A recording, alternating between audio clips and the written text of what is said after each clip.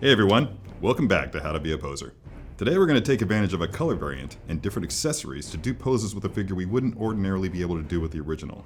To do that, we're going to be using the Boba Fett animation version 6-scale figure from Hot Toys. Let's get started.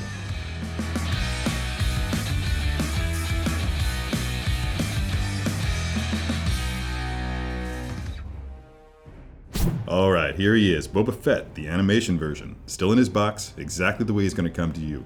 Look at all this cool stuff, look at those brilliant colors. Can't wait to see how we can make this thing look, so let's get rolling. Alright, first of all, I'm really excited by this figure.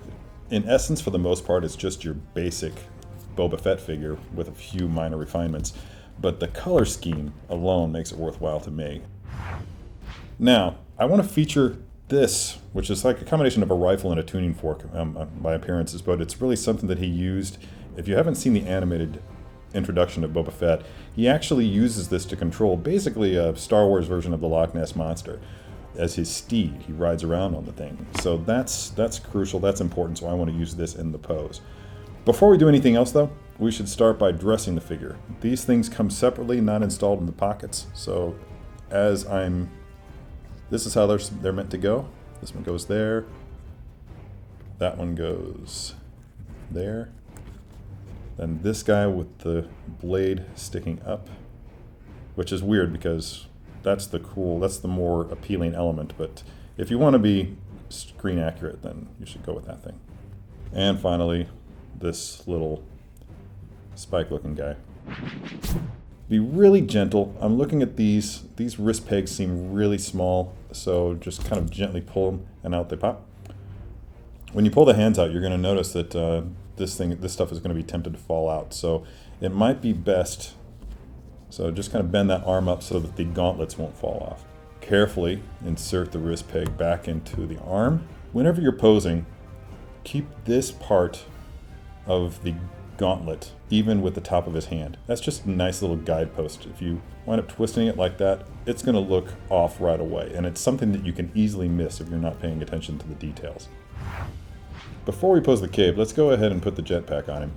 The trick that I've learned with working with Boba Fett figures is that you want to just flip those buckles up to the top and then kind of attack it like that. Just hook one. Once you see it get in there, then you hook the other one in a similar way. Just really gently work it back and forth until it goes in like that. And there it is. Actually far more reliable than the magnet system. Once you get it in there, then you'll be glad that you did. Alright, one of the crucial elements of messing with this cape here is that you're going to want the edges, the sides of the cape, to be smooth.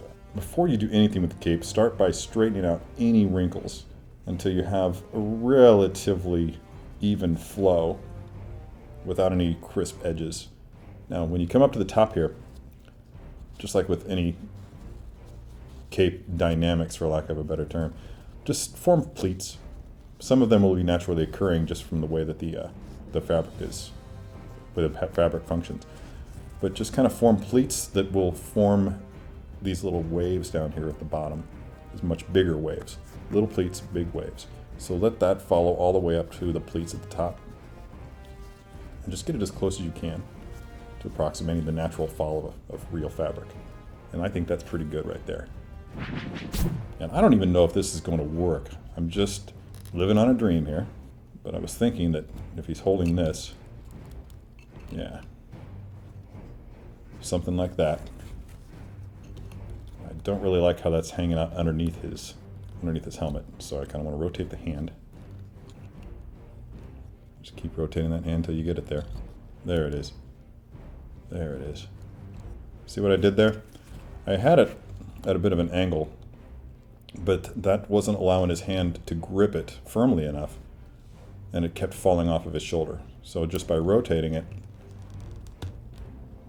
like that, it just enabled his hand to have enough purchase on it that it just kind of stays in position. So I'm going to rotate that hand so that it's resting right on his shoulder. And there.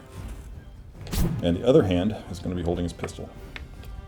And you've all done this. You've all posed figures and put the, just so make sure you get the finger into the trigger guard.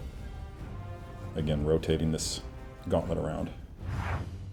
Okay, now that all the costume elements are in play, I want this head to be turned a little bit towards camera. This is where his body's going to be, kind of angled. So I'm going to twist the torso towards the camera.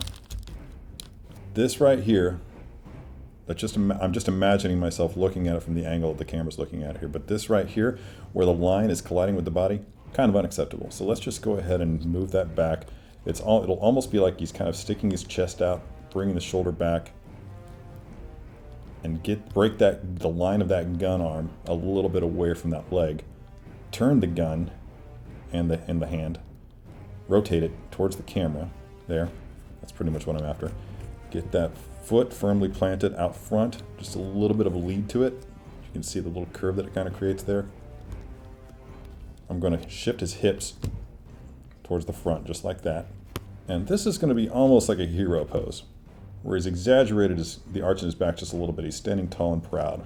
Slight tweak of the helmet. Slight cock to the helmet too. So it's just a touch of it, like a 1 degree tilt to it, just to give him just a little bit of an attitude. And you can almost imagine him, gun at his side like they're just totally cool, ready to bring it up and shoot. There you go. Boba Fett purists are sure to love this addition to the Mandalorian lineup. This figure doesn't have to be limited by the character's name.